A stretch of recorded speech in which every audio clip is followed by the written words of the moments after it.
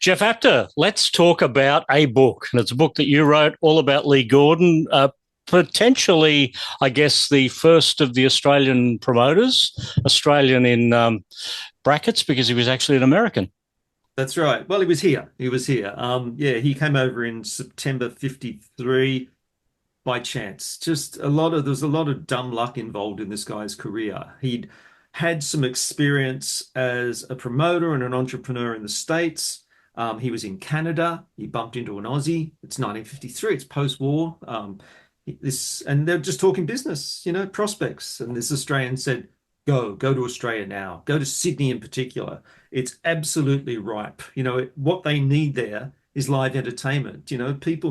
People want to forget about the war, and lifestyle was good, cost of living was good, employment was high. You could buy a nice place on the harbour for a couple of £1,000. But one thing Sydney lacked and Australia lacked was live entertainment of an international level. We had Dad and Dave, we had Roy Reen, we had, a nice showdown at the Tivoli, a Saturday matinee, that kind of thing. But it was locally produced stuff. I guess if you saw an international act, it might be Winifred Atwell or someone might pop over and play the Ivories, but no one of the level that, you'd hope for that we were seeing on the big screen. And no, he was Australia's first live nation, wasn't he? Absolutely. Yeah. And, he got here and he already had American backers, and he pretty quickly connected with Sydney lifestyle. He found out where all the good things were happening. And I was born in 61, and it was really interesting for me writing and researching about the generation before. I had no idea. I mean, you could get a meal at 1 a.m. You could go to a supper club show at 2 a.m. There was all these great burlesque clubs and things like that. There was this whole undercurrent of live entertainment, but the thing they didn't have were these big stars, big names. They wanted, international acts, and that's where Gordon started in 1954. A few months after he arrived in Australia, he set up his first what he called big shows, and for the next 8, 9 years, they were must-sees, and really, as you say, he blazed a trail for the Godinskis and Harry M. Millers and Chugs and all those people that came after him. Well, Harry M. Miller's one of the names that was associated with Lee Gordon right at the very early days. And I guess because of Lee Gordon, it was Harry M. Miller's career that developed as a result of that. Absolutely, yeah. He was a protege of Lee Gordon's for sure. They did a deal where Harry M, he was still operating out of New Zealand, and he said, well, if you bring an artist to Australia, can I tour them in New Zealand, and can we do a deal? And that worked out quite well. But even when Harry M started working with Gordon, this is towards the late 50s, Lee's been around for a few years, and he said you could just tell he was running out of puff. He'd flown a little too close to the sun, because Gordon was convinced, even at an early age, that he wasn't here for a long time. He was here for a good time, because his father had died in sort of mysterious circumstances. He lost the lot in the Wall Street crash of 1929. And Gordon saw that as an omen. He said, it's happened to my father, and I feel like it's going to happen to me. So he lived his life accordingly, Paul.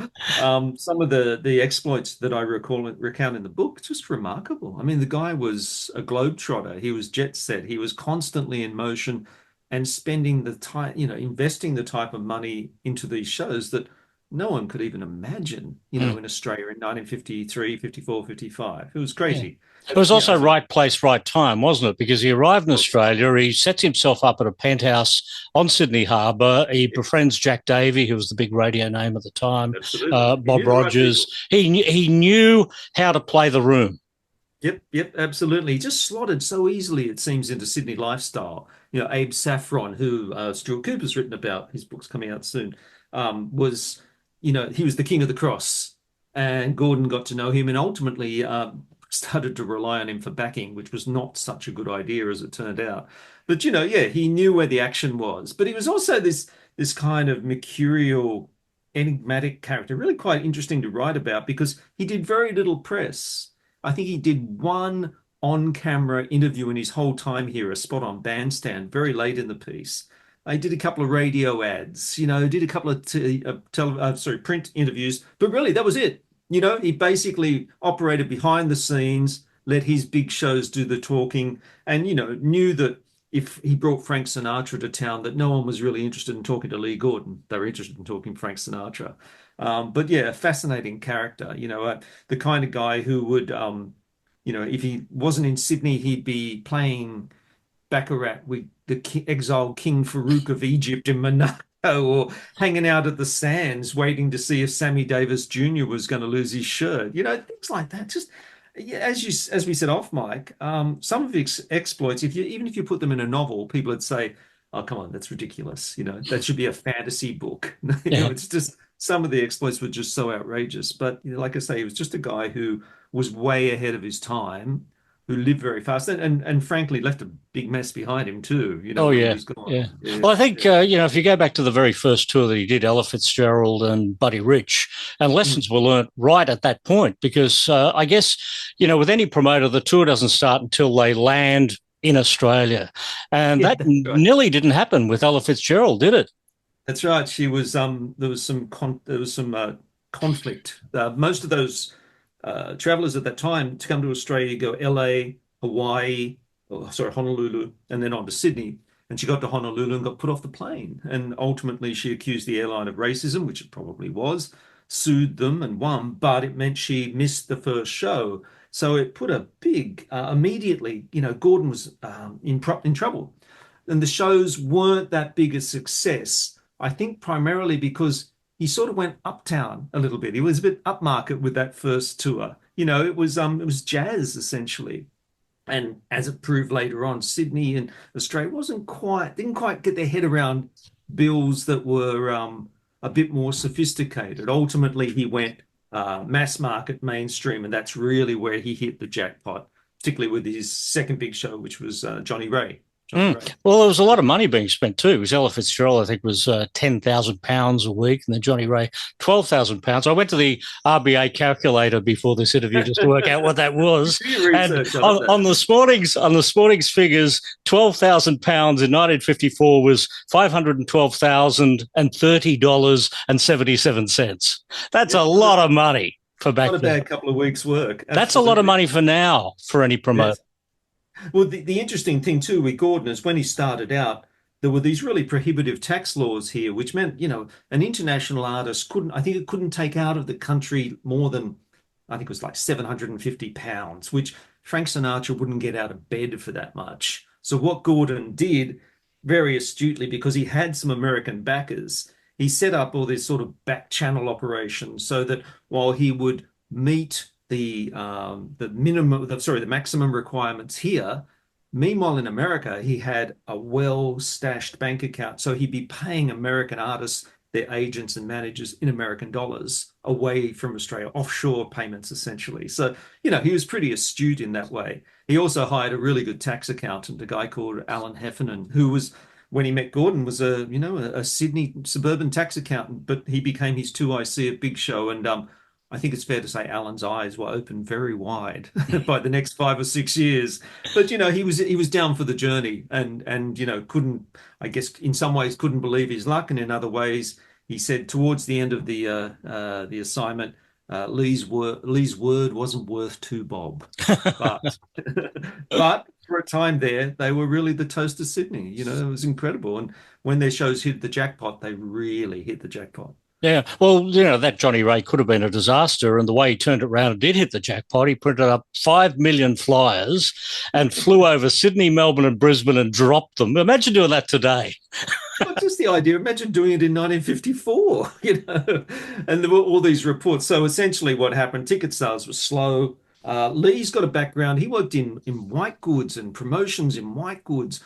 In America, he was working with people who were promoting, early versions of television and stuff like that. And Lee also had a lot of experience. He was the guy that wrote the copy for the TV, the print ads, sorry, that you would see. Write in 25 words or less why Westinghouse is an essential part of your kitchen, and you'll win, some great prize. Well, he was the guy that came up with the idea for those ads. So he had a really good background in promotions and marketing. So anyway, Johnny Ray tickets are slow, sales are slow. He figures, what can I do? Here's an idea. I'm going to print a twofer, which was a voucher that if you took it to the box office, you got two tickets for the price of one. okay, great. So how do we get them to the people of Sydney, Melbourne, and Brisbane? Well, obviously we airdrop them. You hire airplanes to do it. How many do we need? Oh, 5 million. So he's gone to a printer on the weekend and said, "Can you run off 5 million?" And the guy looked at him and he said, "Well, it will be triple time." And suddenly the printer was very available and ready, open for business. Just stunts like that. And of course, the tour didn't make a lot of money because most people bought two tickets for the price of one. But Johnnie Ray did something like, I think, a dozen shows at the Sydney Stadium, and the Sydney Stadium was Gordon's venue of choice. It was an 11,000 capacity, big old concrete bunker, basically.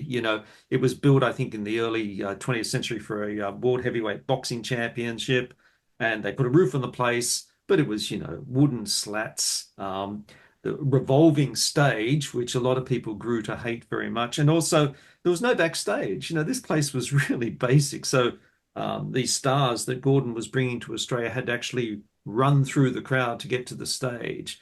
And they called it the Gladiator's Walk. You survived intact. You were a gladiator. And with Johnnie Ray, because Johnnie Ray's fans were very fervent, got very excited. Johnny's act was highly emotional. Lee got a suit designed for Ray so that if someone tugged on the sleeve, it would come off immediately. So it created even more great theatre. Really smart stuff. And Johnnie Ray blitzed them. I mean, he came. I think Lee toured him 4 times over the next few years. And at one point he sold out more than 20 Sydney Stadium shows. That's a couple of 100,000 people coming to see him. I like doing 3 shows in a day. Yeah. But think about it. It'd be like Taylor Swift coming out and doing 4 MCGs or wherever she plays. Just mad numbers, absolutely mad numbers. Mm. And then the names kept on coming. Louis Armstrong and the Andrews sisters, I think, were 1954. Yeah, I mean, what happened is Johnnie Ray went back to the States and started talking up Lee Gordon, Australia, and big shows. Everybody wanted to be involved. And also the money. Gordon was really smart. He spent a lot of his time backwards and forwards to the States. And what he would do, he'd go to, say, Las Vegas, find out what's Nat King Cole earning for a night at the Sands in Las Vegas. Okay, what's his, if we got him contractually for a week, what's he expecting to be paid? Okay, so Gordon would go, or Gordon or one of his representatives would go and see Nat's manager and say, how's Nat's bookings? When can he come to Australia? And they'd say, well, 2 years' time. And he'd say, what if we offered him $10,000 more than his current contract in the Sands? And they go, it's amazing. There's a vacancy in 2 weeks' time for Nat to come to Australia. So he knew how to play the game and he was really smart about it. There's a great story. He really wanted to get Sammy Davis Jr. out here for a tour. And so Gordon had this really smart knack of hanging around the gaming tables whenever he was in Las Vegas, because quite often that's where the big names were hanging out and playing. And one night he spotted Sammy Davis losing his shirt, probably his glass eye, pretty much everything he had, And he said, if I cover your losses, will you come to Australia? And he said, yeah, you got me. So just really clever things like that. Really a man right on the moment, right at the moment, just seizing the moment and basically bringing artists here when they're at their peak. Yeah, Louis Armstrong, Nat King Cole, all these people, their careers were really at their highest point when Gordon got them here. It was no nostalgia act. These were people that Australians couldn't believe it. They were raving. They'd seen these people in the cinema or they'd heard them on the radio, but the idea of seeing them in the flesh on stage was just a lot to comprehend. In fact, some of the early shows, the ticket sales might have been a little slow because people couldn't be convinced that they were actually going to appear.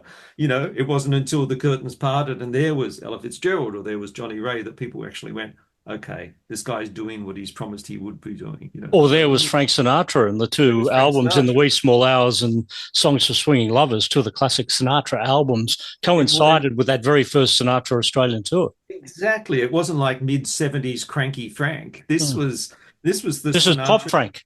This is Pop Frank, absolutely, and a movie star as well at the same time. So, to do that and to like I say, it took a lot of money. It took a lot of finagling. Gordon had met Sinatra in Havana in 1947, years before, and made a point of, reminding Sinatra when they finally got back together. Hey, remember, we met through Lucky Luciano, the mobster, and of course, Sinatra never met a mobster in his life, apparently. But Gordon knew, that how he knew how to convince an artist like that to come to Australia. It was flattery, money, And, first class tickets. And with Sinatra's case, it was bring your friends, so he'd be traveling with a pretty hefty entourage of really quite heavyweight characters. So, and Gordon just, happily catered to all that. So, it was you could just imagine Australia's gone from quite conservative post-war. Someone said when they reviewed the book, they said it captures the time that Sydney and Australia in the whole turned from black and white to colour. And that's really what it feels like, recounting all these things. Australians, our eyes were opened to the possibility that we could actually be a player in the world entertainment market. Yeah, well, maybe it shouldn't be a movie. Maybe this book should be a mini series, because just the Little Richard tour.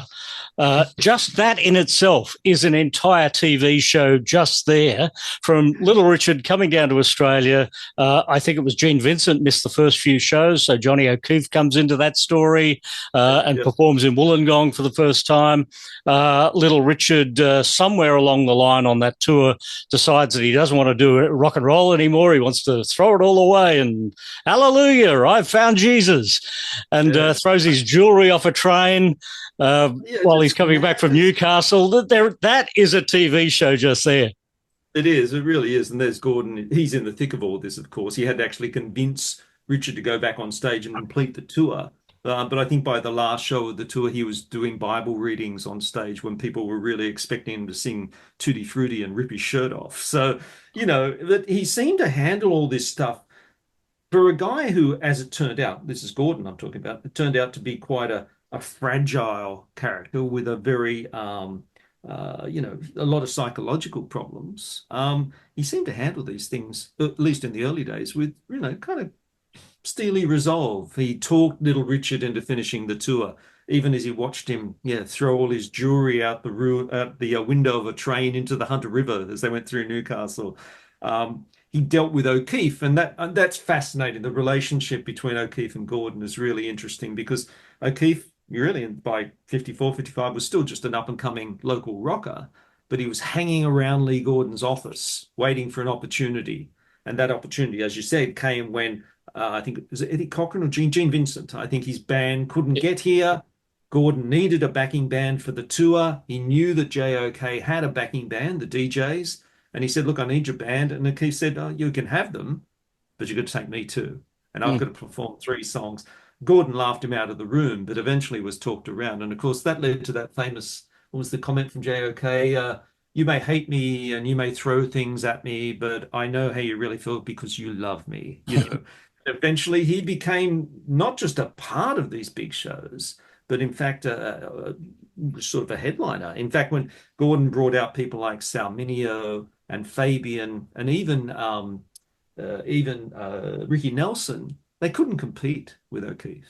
The Wild One on stage tearing up the Sydney Stadium was unlike anything local audience had seen from a local artist. So, he became a huge part. He and Gordon became very, very close. I think Gordon, it's fair to say, was a mentor in both good and bad. Oh, yeah. Well, Gordon then created Lead On Records, and JOK, I think, was an A&R guy for him at one point as well. That's correct. Yeah.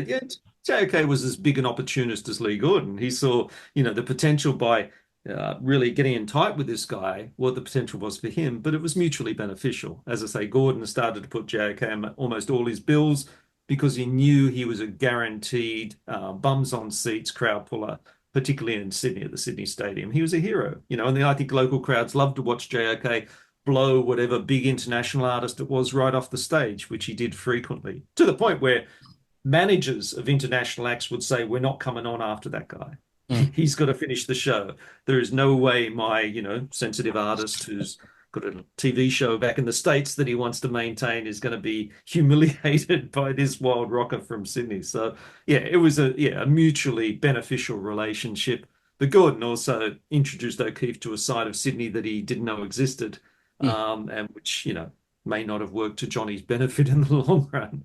But, maybe he was another one of the, I'm not around for a long time, I'm around for a good time kind of characters. And I think history's proved that to be the case. But JOK said, right up until his death, he said that, and Gordon was long gone by this point, he said that every time he stepped onto a stage, he felt the presence of Lee Gordon nearby. So, the guy had a huge impact on his life. Let's talk about the white whale of Lee Gordon, Elvis Presley. Yeah.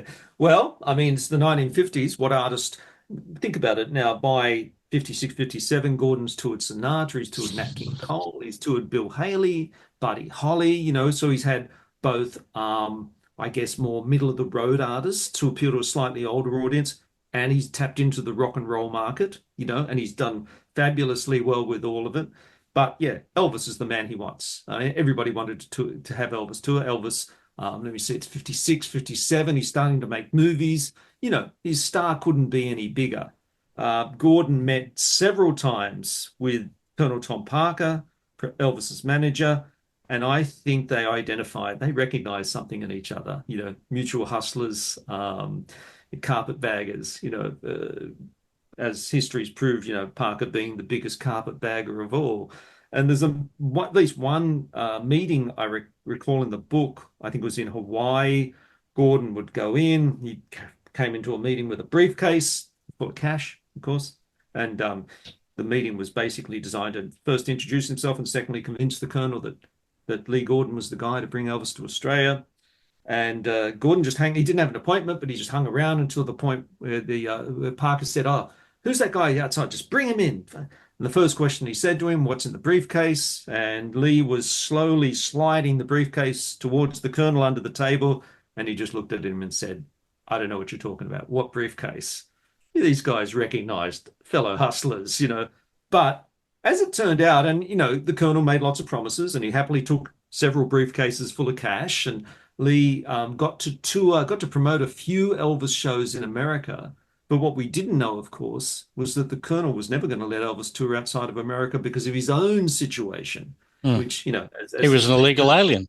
he was an illegal, he wouldn't last 5 minutes in Yeah. Trump America, that's for sure.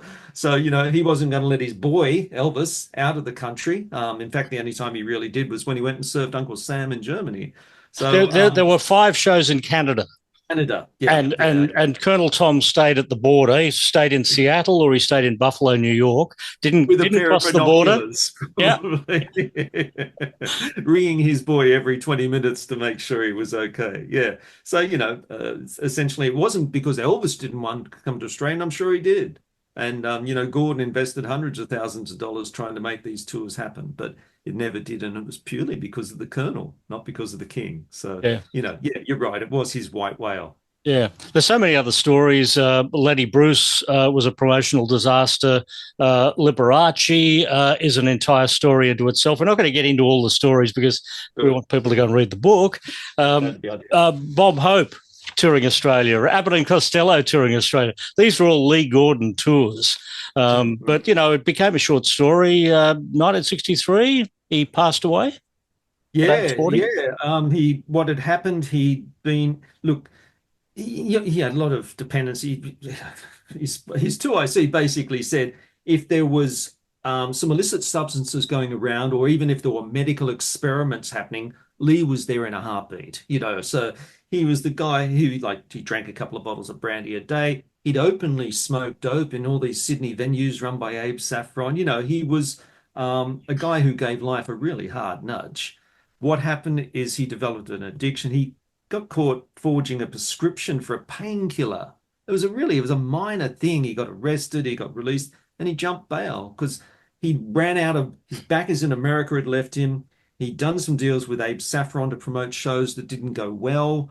The Lenny Bruce tour was a disaster. He'd taken Chubby Checker and the Twist to America, and that was a disaster. He'd pretty much run out of steam as far as Lee was concerned in Australia. He thought, I'm done here. So he went to the UK where he had promoted some shows in the past and decided he's going to set himself up again, skipped bail, ended up there, and look, the lifestyle caught up with him. He was found dead in a London hotel room by himself, his family, his wife, and his baby daughter, his pregnant wife and his baby daughter were left back in Sydney, and he was gone at the age of 40. And his death barely caused a ripple in the press. It was really, really interesting to document that and to search for information about coverage of his death. It was like, page 12 on the local paper, whereas a few years earlier, any big show was front page news.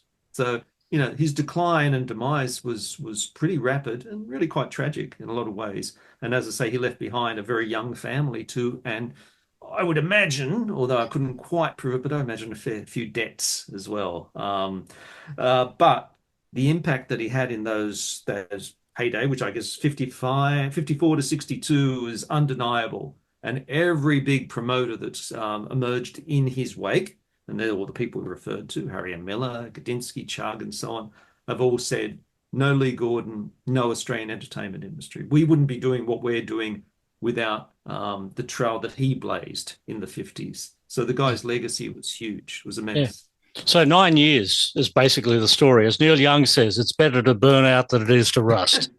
and Lee did. There was no rust on Lee Gordon, for sure. Yeah.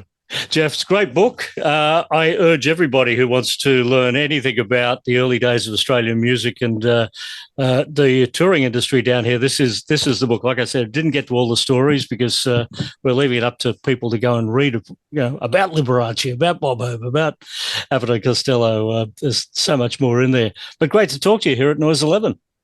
Fantastic, Paul. Thanks for your time, man.